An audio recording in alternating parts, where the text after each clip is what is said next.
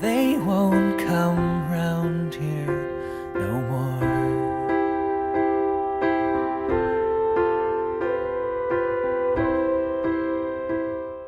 In Port-au-Prince, Haiti, we were investigating a kidnapping case of a little boy.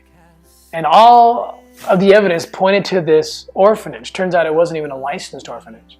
It turns out it was a place where children are being sold. And the director of this place just laid it right out there. These kids are all for sale. $10,000 or $15,000 a piece. But then these traffickers take them and put them into the system. These kids, you know, to rent a child, as horrible as that is, that's what happens. These sex travelers, these gross people go overseas, they know where to go, and they take these children for a night or for 2 nights, 3 nights, and they're paying double or triple what it costs to get an adult prostitute. So this is a lucrative business. It's a multi-billion-dollar business. These kids can be raped 20, 30, 40, 50 times a day. They just get lined up. They get purchased at a young age, and they're groomed and they're set to be sex slaves. This is the greatest plague on this earth today. It's worse than any other social ill that we can even talk about or see in the news. It's the worst thing that's happening. The interesting thing about that photo, if you look behind my shoulder, that is the woman who we negotiated with. That's the woman who was selling these kids, and you know, she was trying to even sell one without the other. These were 2 siblings who, that's all they had with each other. And when I kind of was asking about buying one without the other, she didn't even try to keep them together. She didn't care.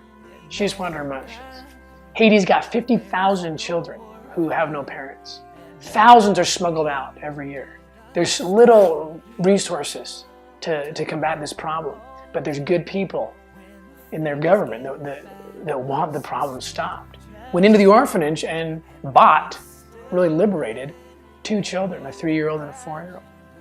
The little boy, this 3-year-old little boy who you see in the picture, he jumped into my arms. And as I held him, he almost immediately saw this shiny thing on my neck. It was the necklace. Now this is the necklace that is so symbolic to our organization. It was a necklace that was given to me by one of the first children about 10 years ago that I had pulled out of a trafficking ring. And he gave me that necklace, that little boy. And so here I am holding this slave, this little child who's for sale. And he sees this necklace, and it even says on it, it's a replica of the original that I had on my neck. And it says Operation Underground Railroad. And he pulls it off my neck and he puts it around his neck. And you know, here I am trying to be this kind of tough trafficker, and I'm biting my lip so I don't start crying. The emotion of that moment was overwhelming for me. We then jump into the van and we take off to go to this hotel where we're going to actually do the deal and lay out $20,000 to $30,000 to buy these 2 little kids, so we can catch this person and her daughter in the crime of selling human beings, of selling children. But that led to then the liberation of the other 26 kids who were for sale. Those kids are safe now. We know where they are. They're in places that we had designated and recommended they go to in Haiti, where they're cared for, and they're not for sale anymore. But I think that little boy knew who we were. In fact, I know he knew who we were. He jumped into my lap and just cuddled up to me. And turns out it was his first car ride ever in his life. It was his ride to freedom. And he was no longer a slave.